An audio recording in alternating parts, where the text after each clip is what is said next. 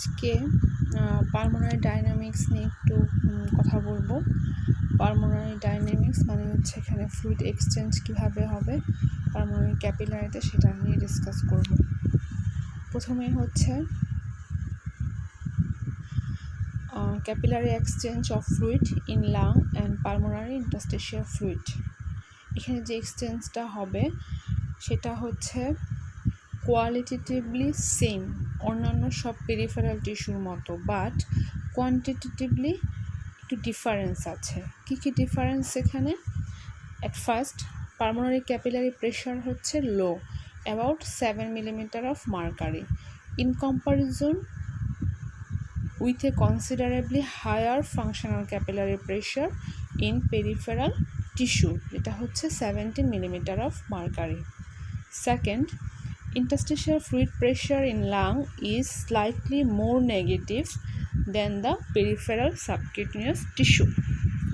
Number 3, pulmonary capillaries are leaky to protein, so the colloidal osmotic pressure of pulmonary interstitial fluid is about 14 millimeter of mercury in comparison with less than half this value in the peripheral tissue. Number 4, alveolar wall are extremely thin and alveolar epithelium covering the alveolar surface is so weak that it can be ruptured by any positive pressure in the interstitial space greater than the alveolar air pressure, which allows dumping of fluid from interstitial space into the alveoli. তাহলে quantitative difference কি কি পাচ্ছি আমরা? প্রথমেই আমরা বলবো যে যেই ফোর্সগুলো আছে যে ফ্লুইড মুভমেন্টের জন্য outwards from capillary into pulmonary ইন্টারস্টিশিয়াম, তার জন্য প্রথমেই ক্যাপিলারি প্রেশার আমরা জানি 7 millimeter of mercury, interstitial fluid colloidal osmotic pressure 14 millimeter of mercury, and negative interstitial fluid pressure 8 millimeter of mercury. Summation করলে 29 millimeter of mercury পাবো, যেটা হচ্ছে আউটওয়ার্ড ফোর্স। দেন inward ফোর্সে একটাই pressure, plasma colloidal osmotic pressure 28 millimeter of mercury. So there is difference 1 millimeter of mercury plus 1 millimeter of mercury. তাহলে এখানে outward force is slightly greater than inward force. Okay? এই ফিগারে আমরা left পাশে হচ্ছে capillary hydrostatic and osmotic pressure, right পাশে হচ্ছে অ্যালভিউলারের hydrostatic এবং osmotic pressure দেখাচ্ছি, আর সেন্ট্রালি হচ্ছে লিমফ্যাটিক পাম্পের যেই প্রেশারটা আছে সেটা দেখাচ্ছে। এই যে ফিল্ট্রেশন প্রেশারটা হলো আমার প্লাস 1 millimeter of mercury, সেটার জন্য হচ্ছে slight continual flow of fluid হবে from pulmonary capillaries into interstitial space except small amount, যেটা ইভাপোরেট ইন অ্যালভিওলাই। তো যে ফ্লুইডটা কন্টিনিউয়ালি ফ্লো হবে from pulmonary capillary to interstitial space, সেটা কিন্তু আবার পাম্পড ব্যাক করবে সার্কুলেশন থ্রু পালমোনারি লিমফ্যাটিক সিস্টেমের মাধ্যমে। এই কারণে কিন্তু আমরা অ্যালভিওলাইগুলো ড্রাই পাই। একটু ইলাবোরেশন করে বলি যে pulmonary capillaries and pulmonary lymphatic system normally সবসময় একটা স্লাইট নেগেটিভ প্রেশার মেনটেন করার চেষ্টা করে।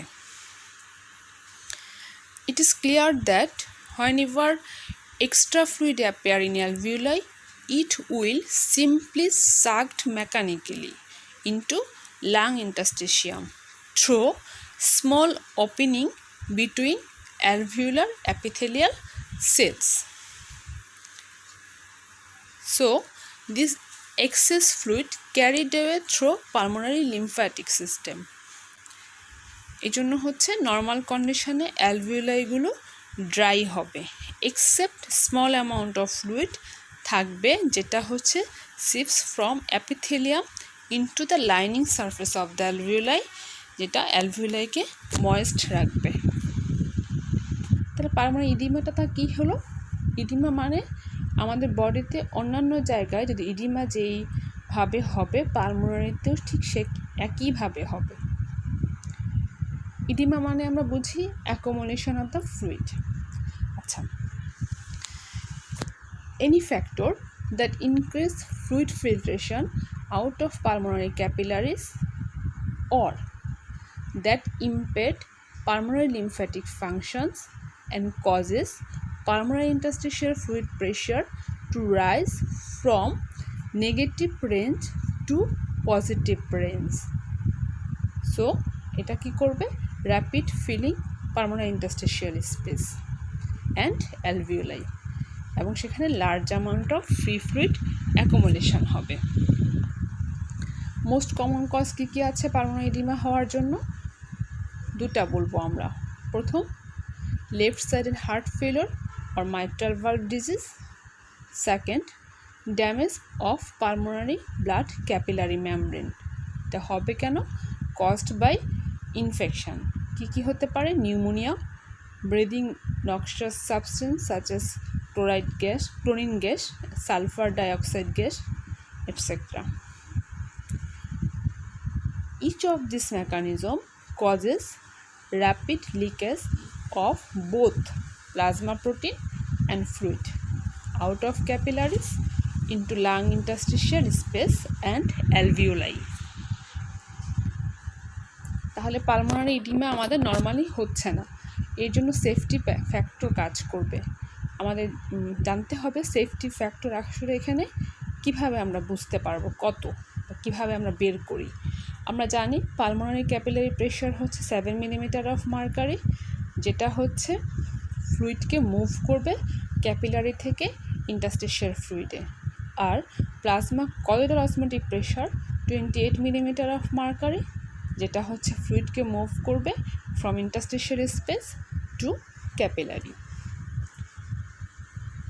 এই দুটার মধ্যে প্রেশারের ডিফারেন্স থাকলেই আমার পালমোনারি ইডিমা হবে না। যখনই ডিফারেন্সটা থাকবে না তখনই ইডিমা ডেভেলপড করবে। তাহলে কি হচ্ছে? Pulmonary capillary pressure normally must rises from normal level of 7 millimetre of mercury to more than 28 millimetre of mercury to causes pulmonary oedema. তাহলে এখানে সেফটি ফ্যাক্টর হচ্ছে দুইটা ডিফারেন্স। তো ডিফারেন্স হচ্ছে 28 - 7 = 21 millimetre of mercury. This is the safety factor. তার plural ক্যাভিটিতে fluid আমাদের তাহলে কীভাবে কী হচ্ছে? প্লুরাল মেমব্রেন আমরা জানি যেটা পোরাস, একটা মেজেনকাইমাল সেরাস মেমব্রেন, যেটা দিয়ে হচ্ছে small amount of interstitial fluid transit continually into the plural space. This fluid তাদের সাথে হচ্ছে টিস্যু প্রোটিন নিয়ে আসবে এবং সেইটার জন্য প্লুরাল ফ্লুইড আমার মিউকয়েডিন ক্যারেক্টারিস্টিক্স থাকবে, হ্যাঁ, যেটা হচ্ছে আমার easy slippage of the moving of the লাংসের জন্য হেল্পফুল হবে। যখন লাং আমার এক্সপান্ড করবে, কন্ট্রাক্ট করবে নর্মাল ব্রিদিংয়ের সময়, the slide back and forth within the pleural cavity আমার মুভমেন্টকে ফ্যাসিলিটেট করবে এই মিউকয়েড ফ্লুইড দিয়ে।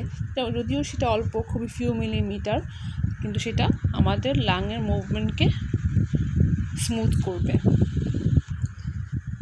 যখন কোয়ান্টিটি বিকাম মোর দ্যান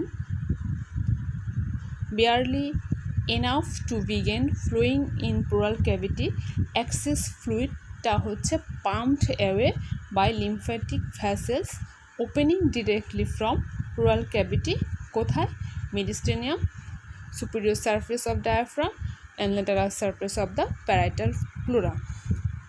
তাহলে যেখানে প্লুরাল স্পেসটা আছে তাকে আমরা পটেনশিয়াল স্পেস বলবো, কারণ নর্মালি এটা খুবই narrow, that is not obviously a physical space. এটা হচ্ছে একটা ডাইনামিক্স, কীভাবে হচ্ছে যে আমাদের ফ্লুইডটা এক্সচেঞ্জ হচ্ছে লাংস, সেটা দেখার চেষ্টা করেছি। তাহলে হচ্ছে একটা নেগেটিভ ফোর্স সবসময় লাংসের আউটসাইডে থাকবে, লাংসকে এক্সপান্ড করার জন্য, এবং এই ফোর্সটা প্রোভাইড করবে নর্মাল প্লুরাল স্পেসে যে নেগেটিভ প্রেশারটা আছে। তাহলে বেসিক কজেস অফ নেগেটিভ প্রেশারটা হচ্ছে pumping of fluid from this space by lymphatics, আমাদের বডির অন্যান্য টিস্যুর মতোই কিন্তু এখানে। তাহলে normal collapsing tendency of the lung is about 4 millimetre of mercury. তাহলে pleural fluid pressure must always at least অবশ্যই থাকতে হবে 4 মিলিমিটার অফ মার্কারি লাংসকে এক্সপান্ড করার জন্য। যদিও আমরা জানি এই প্রেশারটা 7 millimetre of mercury, -7 millimetre of mercury, যেটা হচ্ছে ওটার থেকে more negative. So collapse pressure of the lung is more negative.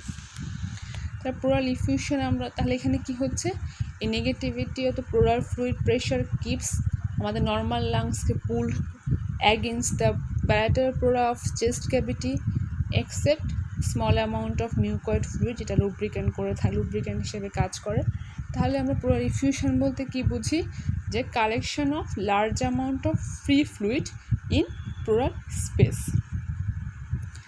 এটা হচ্ছে অন্যান্য সব ইডিমা ফ্লুইডের মতোই, আমরা তাকে ইডিমা অফ প্লুরাল ক্যাভিটিও বলতে পারি। এটার কিছু কজ আছে আমাদের, যে blockage of lymphatic drainage from pleural cavity, cardiac failure হইলে হবে। কার্ডিয়াক ফেইলিওর হলে হচ্ছে excessively high peripheral and pulmonary capillary pressure হবে, যেটা হচ্ছে excessive transudation of the fluid করবে ইনটু দ্য প্লুরাল ক্যাভিটি। তারপর হচ্ছে গ্রেটলি রিডিউস প্লাজমা করার প্রেশার হলে এক্সেসিভ ট্রান্সডুরেশন অফ ফ্লুইড হবে। লাস্টলি হচ্ছে ইনফেকশন হলে, এনি আদার ইনফ্লামেশন হলে প্লুরাল ক্যাভিটিতে, যেটা হচ্ছে ক্যাপিলারি মেমব্রেনের পারমিবিলিটিকে বাড়িয়ে দিবে, যেটার জন্য হচ্ছে র্যাপিড ডাম্পিং অফ আমাদের প্লাজমা প্রোটিন এবং ফ্লুইড হবে into the pleural cavity. This is the causes of pleural effusion. Thank you for your patience.